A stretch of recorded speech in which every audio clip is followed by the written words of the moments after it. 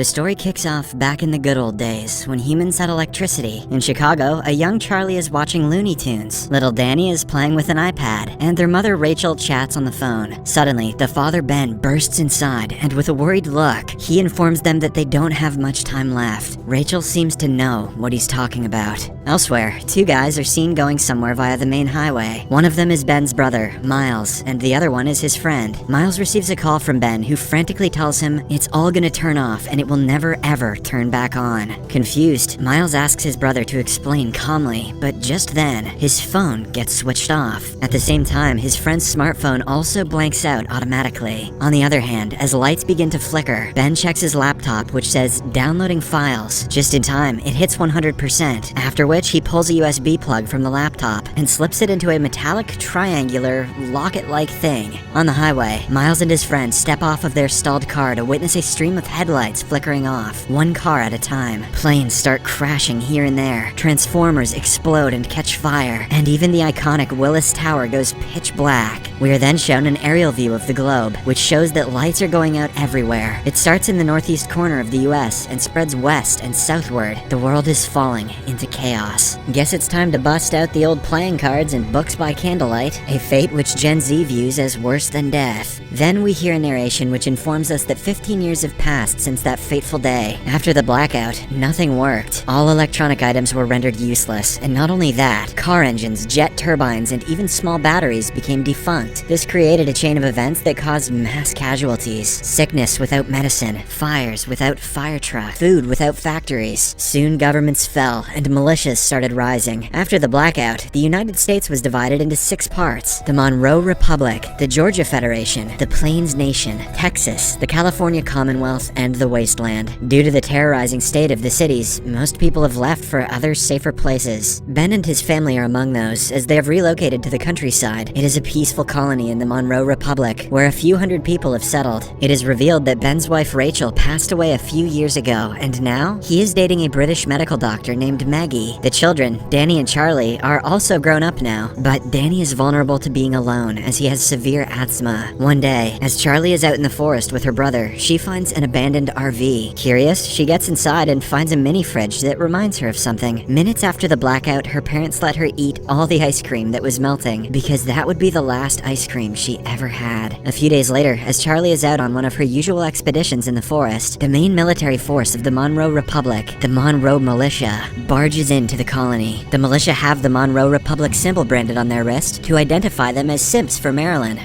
As members. As this settlement is located in the Monroe Republic, the residents have an obligation to give up their crops as a form of tax. However, Ben knows that this is more than just a tax issue. Realizing that something bad is about to happen, he approaches his good friend Aaron and hands him the locket, which contains the USB that we saw earlier. He tells him to keep the locket safe, no matter what. Then, the captain of the militia group, Major Tom Neville, asks for Ben to come with them. He also inquires about his brother Miles, but Ben replies that they haven't met in 15 years. As everyone watches in fear, the militia prepares to leave, but just then, Danny points a crossbow at them, threatening them to let his father go. Ben tries to calm the situation down, but to no avail. Unfortunately, he is the first one to be shot, and because of this, Danny takes down an enemy. Soon, the villagers also start attacking the militia, but they are of no match. After several people are killed, Tom and his army finally leave, but not before taking Danny with them as a hostage. A while later, Charlie finally arrives and finds her father lying in a pool of blood. With his last breaths, he informs her that Danny has been kidnapped by the militia, and now, their only hope to retrieve him is Miles, who is living in Chicago. Charlie pleads with him to hang on, but Ben tells her to find Uncle Miles before passing away. Expectedly, Charlie is devastated by the incident, but she has no time to grieve. She packs her belongings and gets ready to head out alone, but a concerned Maggie and Aaron also decide to join her, much to Charlie's dismay. The trio travels the entire day through dangerous terrain and forms a close bond with each other. The next morning, when Charlie heads to a nearby waterfall to fetch some water, she comes across a dangerous-looking man named Nate. Since the world is plunged into total anarchy after the blackout, every new individual is deemed to be a threat, even more so for a girl like Charlie. Know what I'm saying? But luckily for her, Nate simply asks her name, and then lets her go. That evening, Charlie and her group find an abandoned plane and decide to sleep inside. But unfortunately, it turns out to be the hideout of a group of scavengers. The thugs hold the 3 at knife point, and one of them takes Charlie away. Realizing the danger, Maggie cleverly makes the other thugs drink some whiskey, which she had poisoned earlier, and as soon as they do, they choke to death. On the other hand, the final thug tries to have his way with Charlie, but just then, Nate arrives in the nick of time and saves her. The next morning, he accompanies the group, as it turns out that he is also heading to Chicago. Maggie is skeptical about the new member in the squad, and warns Charlie that they shouldn't trust anyone, but the latter reminds her that not everyone is bad. Elsewhere, as Major Tom and his army are resting, Danny manages to free himself from his shackles and flees. He runs the whole night and gets far away from the militia, but eventually collapses near a house due to an asthma attack. A few hours later, he wakes up inside the house and finds a lady pointing her rifle at him. She introduces herself as Grace and inquires how he ended up here. Danny responds that he was kidnapped, and hearing this, the woman finally lowers her guard. She also hands him an inhaler, mentioning that it belonged to her late son. Elsewhere, the group finally reaches the city of Chicago, which is also located in Monroe Republic. It's a sight to behold. Wrigley Field is covered in ivy plants. Streets are filled with fish vendors, and the Volkswagen Beetle cars turned into horse buggies. Following the information given by Ben, they reach a hotel and ask the bartender about a certain Miles Matheson. At first, the bartender denies knowing anyone by that name, but when Charlie mentions that her father has recently died, he speaks up. He reveals that he himself is Miles, but he has been keeping his identity a secret due to security reasons. He's literally the first person they talked to, so he's not doing a great job of hiding. Shortly after, Miles takes his niece inside and talks to her privately. Charlie tells him everything about how the militia killed her father and kidnapped Danny. She then inquires about why they are after her family, to which Miles responds that Ben knew something about the blackout. The leader of the Monroe Republic, General Monroe, is a cruel dictator who wants to take control over the entire country and eventually the world. But for that, he needed weapons like tanks, fighter planes, and even nuclear bombs. And since Ben was the only guy who knew about the blackout's cause, Monroe believed that he could reverse it. Hearing all this, Charlie becomes even more concerned about her brother and asks her uncle to help her, but surprisingly, he refuses. He claims that the mission is too risky and it's not worth fighting for. Distraught, Charlie heads back to her group and prepares to leave. Seeing her upset, an overprotective Nate confronts Miles and almost gets into a fight, but instead gets his identity exposed from his wrist. It turns out that Nate is also a member of the Monroe militia, and he was following Charlie and the group just so he could get to Miles. Everyone is stunned by the revelation, but before they can take action, Nate runs away. Despite his location being compromised, Miles still refuses to leave his hideout. He asserts that he will face the militia alone if he has to. Charlie and the group offer to help him, but Miles shouts at them, forcing them to leave. In no time, a large army of militia, including Nate, arrives and starts fighting with Miles. But despite being outnumbered, he uses his incredible sword skills and agility to kill the enemies one by one. Soon, Charlie and the gang also return and join the fight, making it slightly more even. Amidst the chaos, a member of the militia tries to kill Charlie, but surprisingly, Nate knocks him out before running away. After a while, Miles kills the captain of the militia group and eventually ends the fight. He then agrees to join Charlie and the others to find Danny, making everyone excited. Following this, Miles has a flashback about the night of the blackout. After the whole world goes dark, he gets out of his car along with his friend. They then return to their Marine Corps base, revealing that the two of them are Marines. There, a flash of the friend's tattoo, an M in the same style as the militia's symbol, reveals that Miles's friend is none other than Sebastian Monroe, the current leader of the Monroe Republic. Elsewhere, Major Tom and his men follow Danny's footprints and arrive outside Grace's house. Initially, the kind woman tries to save the boy, but when Major Tom threatens to kill her, she steps aside. With this, the militia barges inside the house and recaptures Danny. After they are gone, Grace covertly goes to the basement and takes out her pendant, which is similar to the one that Aaron is carrying. When she presses it, surprisingly, a light bulb inside the room starts glowing. Grace then plugs the pendant into her makeshift computer and starts chatting with someone. The guy on the other side is relieved that the militia didn't catch her secret.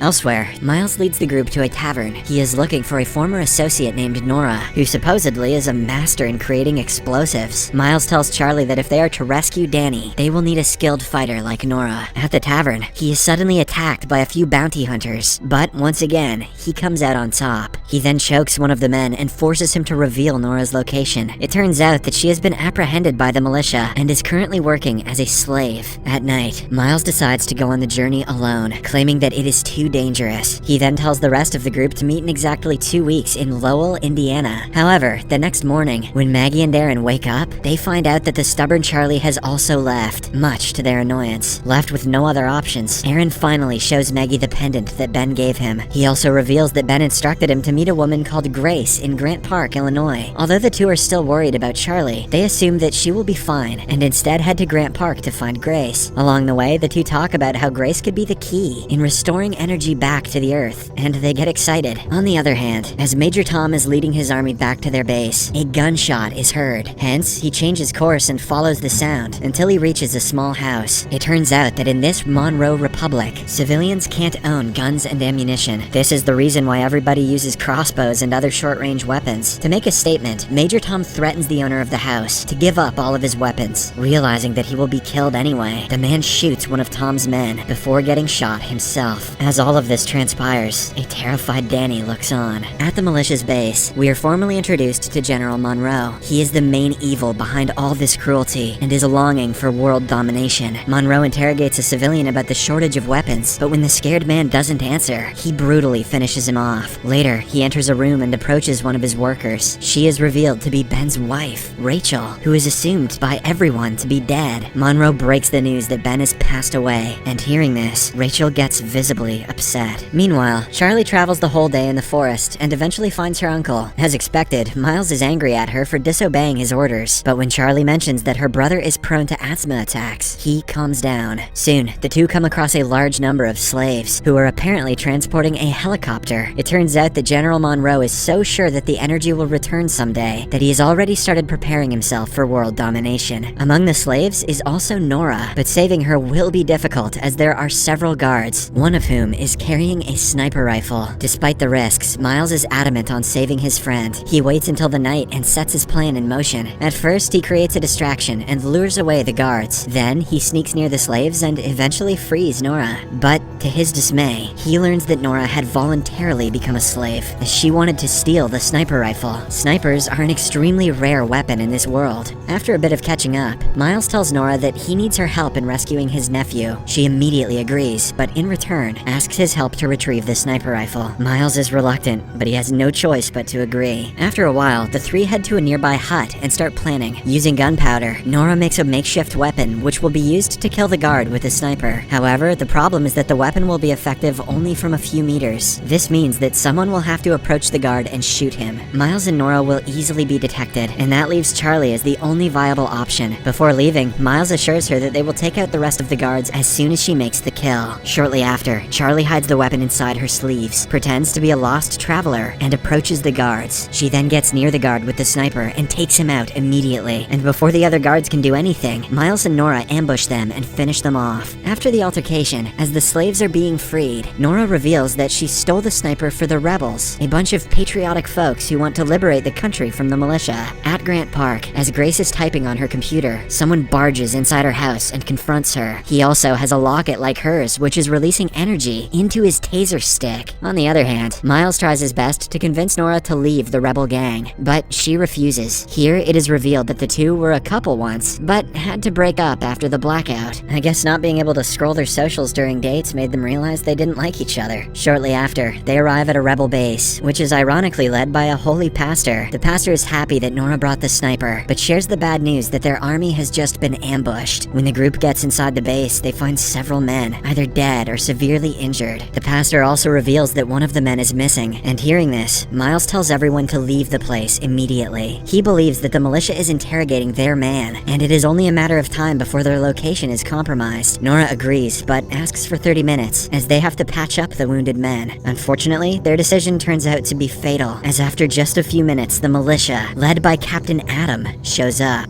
To buy them some time, Miles orders their best shooter to head upstairs with the sniper. The plan works, as the guy starts taking down several of the militia's men, forcing them to retreat. The standoff lasts so long that it has now become night. Inside the base, Miles and the group are trying to make a tunnel through the wall so that they can get to the other side. However, their plan fails miserably when the wall becomes loose and falls into the hole they just dug, hence destroying their hard work. At the same time, the sniper on the roof also gets killed. Soon, Captain Adam and his men barge into the base, but Miles, busting out those badass sword chops again, brings down some of the men and takes Adam hostage. He then then ties him up in a room and starts thinking of a way out. Surprisingly, Adam recognizes Miles, leaving everyone in the room shocked. Charlie asks how they could know each other, and in a shocking turn of events, Adam reveals that Miles was the former right-hand man of General Monroe. In fact, he is the one who trained the entire militia, and that is why they are so deadly. But despite the revelation, Miles is focused on getting them out. He proposes a deal in which he will surrender himself to the Monroe militia, and in exchange, his group will be left unharmed. For some reason, Adam accepts, probably because he's lying, and soon, Miles is taken away. A flashback then shows that 2 weeks after the blackout, Miles left for Chicago in search of his brother, and his best friend Monroe also followed him. Along the way, they came across two men severely beating up a man. Being the nice guy that he is, Miles approaches them, takes out his gun, and shoots them dead. After this, the two friends help the victim up, who is revealed to be none other than Captain Adam. This is why he respects Miles, despite their current indifferences. Back in the present, as the militia is escorting Miles to their base, they come across a bridge. Suddenly, an explosion occurs, and while everyone is startled, Nora and Charlie arrive and rescue Miles. Before leaving, they set off another explosion to ensure that they will not be pursued. Elsewhere, Maggie and Aaron, who are on a mission to find Grace, finally reach her house, but find it abandoned. Aaron, who is revealed to be a former Google employee, knows a great deal about computers. So, when he heads to the basement, he notices Grace's computer and immediately finds out that it was recently built, indicating that the place had electricity. However, when he analyzes the machine for hours, he gets no clues. Tired, Aaron goes upstairs and shares his disappointment with Maggie. Just then, his pendant starts glowing, and some nearby headphones start blasting a song. The episode ends as Maggie's iPhone also comes to life, because of which she sees her children after years.